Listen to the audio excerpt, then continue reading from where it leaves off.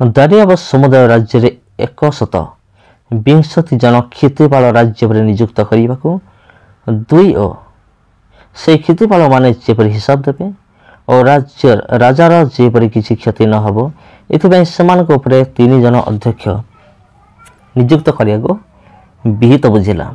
ଏ 3 ଜଣ ମଧ୍ୟରେ ଦାନିଏଲ ଏକ ଜଣ ଥିଲେ। ଏହି ଦାନିଏଲଙ୍କର ଅନ୍ତରରେ ଶ୍ରେଷ୍ଠ ଆତ୍ମା ଥିବାରୁ ସେ ଅଧ୍ୟକ୍ଷଗଣ ଓ କ୍ଷିତିପାଳମାନଙ୍କ ଅପେକ୍ଷା ବିଖ୍ୟାତ ହୋଇଥିଲେ। ଆଉ ରାଜା ତାଙ୍କୁ ସମୁଦାୟ ରାଜ୍ୟ ଉପରେ ନିଯୁକ୍ତ କରିବାକୁ ମନସ୍ଥ କଲା।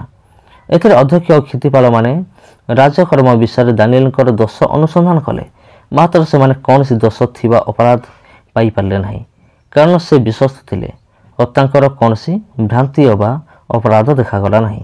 ତେଣୁ ସେହି ଲୋକମାନେ କହିଲେ, ଆମେମାନେ ଦାନିଏଲ ପରମେଶ୍ୱରଙ୍କ ବ୍ୟବସ୍ଥା ସମ୍ବନ୍ଧରେ ତାହାର ଦୋଷ ନ ଧରିଲେ ଆଉ କୌଣସି ବିଷୟରେ ଦୋଷ ପାଇବା ନାହିଁ।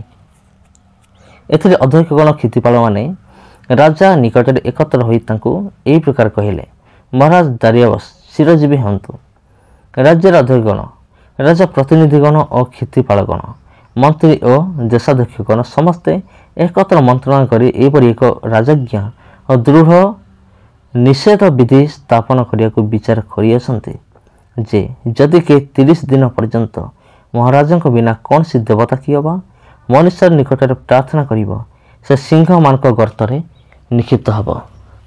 ଏବେ ହେ ମହାରାଜ, ମାଦୀୟ ଓ ପାରସିକ ମାନଙ୍କର ଅଟଳ ବ୍ୟବସ୍ଥା ଅନୁସାରେ ଏହି ନିଷେଧ ବିଧି ଯେପରି ପରିବର୍ତ୍ତିତ ନ ହୁଏ ଏଥିପାଇଁ ତାହା ସ୍ଥିର କରନ୍ତୁ ଓ ଏହି ଲେଖାରେ ସ୍ୱାକ୍ଷର କରନ୍ତୁ। ଏଣୁ ରାଜା ଦାରିଆବସ୍ ସେହି ଲେଖା ଓ ନିଷେଧ ବିଧିରେ ସ୍ୱାକ୍ଷର କଲା। ଅନନ୍ତର ଏହି ଲେଖା ସ୍ୱାକ୍ଷରିତ ହୋଇଅଛି ବୋଲି ଜାଣିଲା ଅବସ୍ଥାରେ ଦାନିଏଲ ଆପଣା ଗୃହକୁ ଗଲେ। ତାଙ୍କ କୋଠରୀରେ ଝରକା ଜେରୁସାଲେମ ଆଡ଼େ ମେଲା ଥିଲା। ପୁଣି ସେ ପୂର୍ବେ ଯେପରି କରିଥାନ୍ତି ତଦନୁସାରେ ଦିନ ମଧ୍ୟରେ 3 ଥର ଆଣ୍ଠୁ ପାତି ପ୍ରାର୍ଥନା କଲେ ଓ ଆପଣା ପରମେଶ୍ୱରଙ୍କ ଛାମୁରେ ଧନ୍ୟବାଦ ପ୍ରଦାନ କଲେ। ଏଥିରେ ସେହି ଲୋକମାନେ ଏକତ୍ର ହୋଇ ଦାନିଏଲଙ୍କୁ ତାଙ୍କର ପରମେଶ୍ୱରଙ୍କ ନିକଟରେ ପ୍ରାର୍ଥନା ଓ ନିବେଦନ କରିବାର ଦେଖିଲେ। ସେତେବେଳେ ସେମାନେ ରାଜାର ନିକଟକୁ ଆସି ରାଜକୀୟ ନିଷେଧ ବିଧି ବିଷୟରେ ତାଙ୍କ ଛାମୁରେ କହିଲେ, ଯଥା, ହେ ମହାରାଜ, ଯେଉଁ କୌଣସି ଲୋକ 30 ଦିନ ମଧ୍ୟରେ ଆପଣଙ୍କ ବିନା କୌଣସି ଦେବତା କି ମନୁଷ୍ୟ ନିକଟରେ ପ୍ରାର୍ଥନା କରିବ, ସେ ସିଂହମାନଙ୍କ ଗର୍ତ୍ତରେ ନିକ୍ଷିପ୍ତ ହେବ। ଏପରିକି ନିଷେଧ ପତ୍ରରେ କି ଆପଣ ସ୍ୱାକ୍ଷର କରିନାହାନ୍ତି? ରାଜା ଉତ୍ତର କଲା, ମାଦୀୟ ଓ ପାରସିକମାନଙ୍କର ଅଟଳ ବ୍ୟବସ୍ଥା ଅନୁସାରେ ତାହା ସ୍ଥିର ହୋଇଅଛି।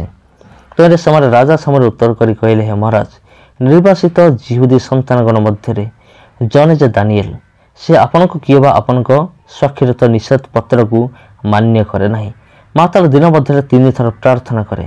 ତେଣୁ ରାଜା କଥା ଶୁଣି ଅତିଶୟ ଅସନ୍ତୁଷ୍ଟ ହେଲା। ପୁଣି ଦାନିଏଲକୁ ଉଦ୍ଧାର କରିବା ପାଇଁ ତାଙ୍କ ବିଷୟରେ ମନୋଯୋଗ କଲା ଆଉ ତାଙ୍କୁ ରକ୍ଷା କରିବା ପାଇଁ ସୂର୍ଯ୍ୟାସ୍ତ ପର୍ଯ୍ୟନ୍ତ ଯତ୍ନ କଲା। ଏଥିରେ ସେହି ଲୋକମାନେ ରାଜାର ନିକଟରେ ଏକତ୍ର ହୋଇ ରାଜାଙ୍କୁ କହିଲେ, ହେ ମହାରାଜ, ଆପଣ ଜାଣନ୍ତୁ, ରାଜା କୌଣସି ନିଷେଧାଜ୍ଞା ଅବା ବିଧି ସ୍ଥାପନ କଲେ ତାହା ଯେ ପରିବର୍ତ୍ତିତ ହୋଇ ନପାରେ। ମାଦୀ ଓ ପାରସିକମାନଙ୍କର ଏପରି ଏକ ବ୍ୟବସ୍ଥା ଅଛି। ତେଣୁ ରାଜା ଆଜ୍ଞା କରନ୍ତି ସେମାନେ ଦାନିଏଲଙ୍କୁ ଆଣି ସିଂହମାନଙ୍କ ଗର୍ତ୍ତରେ ନିକ୍ଷେପ କଲେ। ପୁଣି ରାଜା ଦାନିଏଲକୁ କହିଲା, ତୁମେ ନିତ୍ୟ ନିତ୍ୟ ଯେଉଁ ପରମେଶ୍ୱର ସେବା କରୁଅଛ ସେ ତୁମକୁ ଉଦ୍ଧାର କରିବେ। ପୁଣି ଏକ ପଥର ଅଣାଯାଇ ଗର୍ତ୍ତ ମୁହଁରେ ଥୁଆଗଲା। ଆଉ ଦାନିଏଲଙ୍କ ବିଷୟରେ ଯେପରି କୌଣସି ପରିବର୍ତ୍ତନ ନ ହେବ ଏଥିପାଇଁ ରାଜା ଆପଣାର ମୁଦ୍ରାରେ, ଆପଣା ଅମାତ୍ୟଗଣର ମୁଦ୍ରାରେ ତାହା ଅଙ୍କିତ କଲା। ଏ ଉତ୍ତାରେ ରାଜା ଆପଣା ଅଟ୍ଟାଳିକାକୁ ଯାଇ ଉପବାସରେ ରାତ୍ରି କ୍ଷେପଣ କଲା ଓ ବାଦ୍ୟଯନ୍ତ୍ରାଦି ତାହା ନିକଟକୁ ଅଣାଗଲା ନାହିଁ, ଆଉ ତାହାର ନିଦ୍ରା ନହିଲା। ଅନନ୍ତର ରାଜା ଅତି ପ୍ରଭାତରେ ଉଠି ଶୀଘ୍ର ସିଂହମାନଙ୍କ ଗର୍ତ୍ତ ନିକଟକୁ ଗଲା। ପୁଣି ସେ ଗର୍ତ୍ତ ନିକଟରେ ଦାନିଏଲଙ୍କ ପାଖରେ ଉପସ୍ଥିତ ହୋଇ ବିଳାପ ସ୍ୱରରେ କହିଲା। ରାଜା ଦାନିଏଲକୁ କହିଲା, ହେ ଜୀବିତ ପରମେଶ୍ୱର ସେବକ ଦାନିଏଲ, ତୁମେ ନିତ୍ୟ ନିତ୍ୟ ଯାହାଙ୍କର ସେବା କରୁଅଛ, ତୁମର ସେହି ପରମେଶ୍ୱର ସିଂହମାନଙ୍କ ଠାରୁ ତୁମକୁ ଉଦ୍ଧାର କରିବାକୁ କି ସମର୍ଥ ଅଟନ୍ତି? ତେବେ ଦାନିଏଲ ତାହାକୁ କହିଲା, ହେ ମହାରାଜ, ଚିରଜୀବୀ ହୁଅନ୍ତୁ। ମୋର ପରମେଶ୍ୱର ଆପଣା ଦୂତ ପଠାଇ ସିଂହମାନଙ୍କ ମୁଖ ବନ୍ଦ କରିଅଛନ୍ତି ଓ ସେମାନେ ମୋର କ୍ଷତି କରିନାହାନ୍ତି, କାରଣ ତାହାଙ୍କ ସାମୁରେ ମୋର ନିର୍ଦ୍ଦୋଷତା ଦେଖାଗଲା। ପୁଣି ହେ ମହାରାଜ, ମୁଁ ଆପଣଙ୍କ ସାକ୍ଷାତରେ ହିଁ କୌଣସି କ୍ଷତି କରିନାହିଁ। ତେଣୁ ରାଜା ଅତିଶୟ ଆନନ୍ଦିତ ହୋଇ ଦାନିଏଲକୁ ଗର୍ତ୍ତରୁ ଉଠାଇ ଆଣିବାକୁ ଆଜ୍ଞା ଦେଲା। ତେଣୁ ଦାନିଏଲ ଗର୍ତ୍ତରୁ ଉଠାଗଲେ ଓ ତାଙ୍କ ଶରୀରରେ କୌଣସି ପ୍ରକାର କ୍ଷତ ଦେଖା ନଗଲା। କାରଣ ସେ ଆପଣା ପରମେଶ୍ୱରଙ୍କଠାରେ ବିଶ୍ୱାସ କରିଥିଲେ। ଅନନ୍ତର ରାଜା ଆଜ୍ଞା କରନ୍ତେ ଲୋକମାନେ ଦାନିଏଲଙ୍କର ଅପବାଦକମାନଙ୍କୁ ଆଣି ସେମାନଙ୍କୁ ସେମାନଙ୍କର ବାଳକ ସେମାନଙ୍କର ସ୍ତ୍ରୀମାନଙ୍କୁ ସିଂହମାନଙ୍କ ଗର୍ତ୍ତରେ ପକାଇଲେ। ପୁଣି ସେମାନେ ଗର୍ତ୍ତର ତଳ ଭାଗରେ ନ ପଡ଼ୁଣୁ ସିଂହମାନେ ସେମାନଙ୍କୁ ଆକ୍ରମଣ କରି ସେମାନଙ୍କର ଅସ୍ଥି ସବୁ ଚୂର୍ଣ୍ଣ କଲେ। ସେତେବେଳେ ଦାରିଆବସ୍ ସମୁଦାୟ ପୃଥିବୀ ନିବାସୀ ସମସ୍ତ ଗୋଷ୍ଠୀ ଦେଶବାସୀ ଓ ଭାଷାବାଦୀ ସମସ୍ତଙ୍କ ନିକଟକୁ ପତ୍ର ଲେଖିଲା, ତୁମାନଙ୍କ ପ୍ରତି ବାହୁଲ୍ୟ ରୂପରେ ଶାନ୍ତି ହେଉ। ମୁଁ ଆଜ୍ଞା କରୁଅଛି ଯେ ମୋର ରାଜ୍ୟସ୍ଥ ସମୁଦାୟ ପ୍ରଦେଶର ଲୋକମାନେ ଦାନିଏଲଙ୍କର ପରମେଶ୍ୱରଙ୍କ ଛାମୁରେ କମ୍ପିତ ଭୀତ ହୁଅନ୍ତୁ, କାରଣ ସେ ଜୀବିତ ପରମେଶ୍ୱର ନିତ୍ୟସ୍ଥାୟୀ ଅଟନ୍ତି ଓ ତାହାଙ୍କ ରାଜ୍ୟ ଅବିନାଶୀ ଅଟେ। ପୁଣି ତାହାଙ୍କର କର୍ତ୍ତୃତ୍ୱ ଶେଷ ପର୍ଯ୍ୟନ୍ତ ହିଁ ଥିବ। ସେ ଉଦ୍ଧାର କରନ୍ତି ଓ ରକ୍ଷା କରନ୍ତି। ପୁଣି ସେ ସ୍ୱର୍ଗରେ ଓ ପୃଥିବୀରେ ଚିହ୍ନ ଅଦ୍ଭୁତ କ୍ରିୟା ସାଧନ କରନ୍ତି।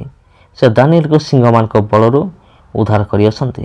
ଏହି ରୂପେ ଦାନିଏଲ ଦାରିଆବସର ରାଜତ୍ୱ କାଳରେ ପାରସିକ କୋରସର ରାଜତ୍ୱ କାଳରେ ଉନ୍ନତି ଲାଭ କଲେ।